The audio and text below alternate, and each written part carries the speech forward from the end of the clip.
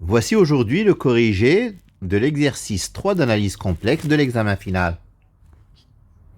Alors, cet exercice 3 est le suivant. Que représente l'équation paramétrique suivante? Z de t égale 1 plus i plus exponentielle moins i pi t, pour t compris entre 0 et 2. Deuxième question, calculer l'intégrale sur l'ensemble C de z bar dz, où C est le cercle de centre oméga, 1 plus i pour a fixe, et de rayon r égale à 1. Alors, z de t, c'est 1 plus i plus exponentielle moins i pi t. Sa partie réelle est donc x de t égale 1 plus cosinus pi t. Et sa partie imaginaire, c'est y de t égale 1 moins sinus pi t. Donc, x de t moins 1, c'est cosinus pi t. Et y de t moins 1, c'est moins sinus pi t.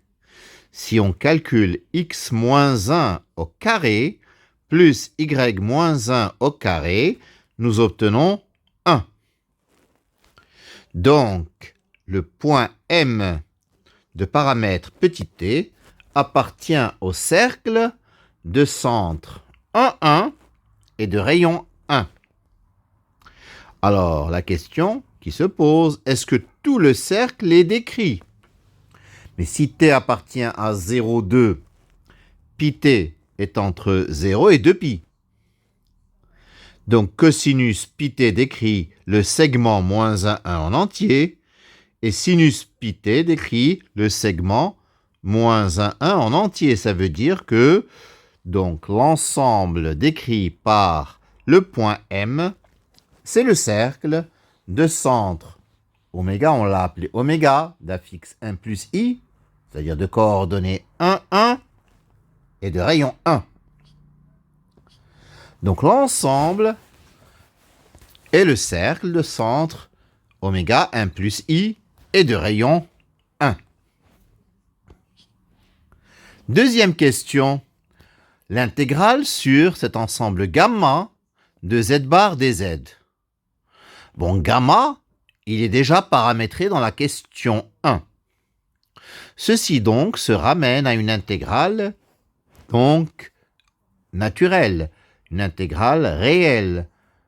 Pour t compris entre 0 et 2, z bar c'est z bar de gamma de t, fois gamma prime de t, dt.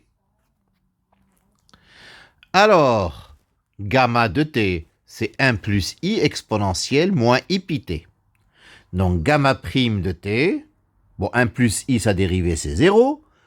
Exponentielle moins i pi t, sa dérivée, c'est moins i pi exponentielle moins i pi t. Donc, le conjugué de gamma de t, c'est 1 moins i plus exponentielle de i pi t. Notre intégrale, donc de 0 à 2 de z de bar de gamma de t, gamma prime de t dt, est donc l'intégrale de 0 à 2 de 1 moins i plus exponentielle de i pi t fois moins i pi exponentielle moins i pi t dt.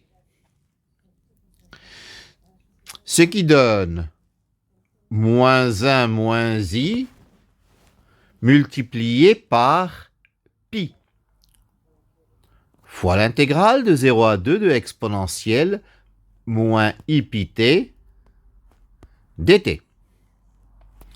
Moins i pi fois l'intégrale de 0 à 2 de dt. C'est-à-dire moins 1 moins i fois pi fois primitive de exponentielle moins i pi t. Donc, c'est moins 1 sur i pi exponentielle moins i pi t à prendre entre 0 et 2. Mais cette quantité est nulle, parce que exponentielle moins 2 i pi et exponentielle 0, c'est la même chose. Bon, le tout moins 2 i pi, parce que i pi fois l'intégrale de 0 à 2 de dt, c'est 2 i pi. Donc, ça nous donne 0 moins 2 i pi, c'est-à-dire moins 2 i pi. Donc l'intégrale le long de gamma de z bar dz, ça vaut moins 2pi. Terminé pour cet exercice numéro 3. Je vous remercie de votre attention.